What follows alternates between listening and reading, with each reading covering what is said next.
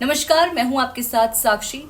उज्जैन के महाकाल मंदिर से एक ऐसा नजारा सामने आया जिसने सबको चौंका कर रख दिया है। आज उसी मामले पर, उसी के बारे में आपसे बातचीत करेंगे, आपको बताएंगे कि आखिर ऐसा क्या हुआ। जब फेमिना मिस इंडिया निकिता पौरवाल महाकाल के मंदिर में दर्शन करने के लिए पहुंची तो उन्होंने सिर पर अपना प्रतियोगिता में जीता हुआ ताज पहना हुआ था। अब इसी बीच वहां पर हलचल मच गई।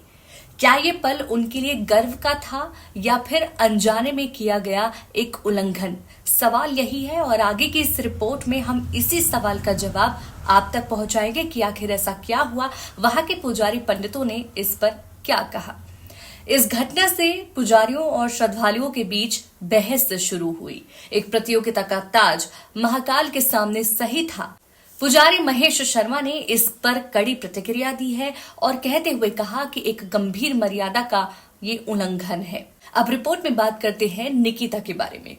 निकिता जो उज्जैन की ही रहने वाली है, वो जीत का जश्न मनाने आई थी। लेकिन क्या उन्होंने महाकाल के दरबार में अपमान किया है? इस विवाद ने न केवल निकिता के लिए बल्कि महाकाल के लिए भी कई सवाल खड़े कर दिए हैं।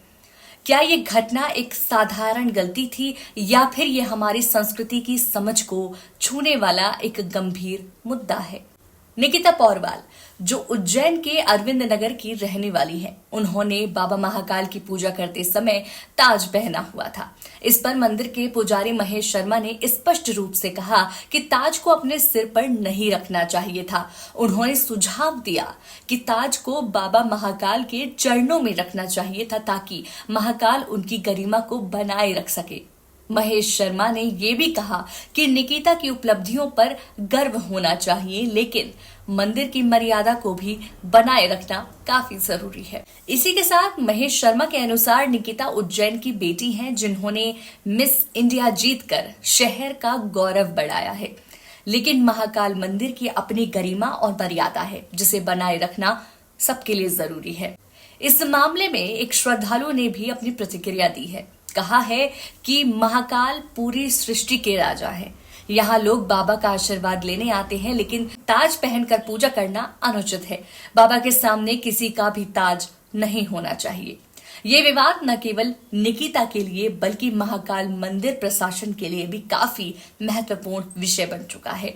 कई लोग इस बात पर विचार कर रहे हैं कि कैसे धार्मिक स्थलों पर संस्कृति और साथ ही परंपरा का भी पालन किया जाए, जबकि नई पीढ़ियों की उपलब्धियों का भी सम्मान किया जाए।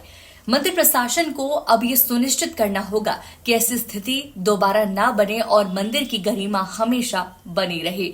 साथ ही बने रहिए हमारे साथ, क्योंकि खबर के हर चौराहे पर एक पोस्टमैन मिलेगा सत्य के संकेत के साथ। जय हिंद, जय भारत।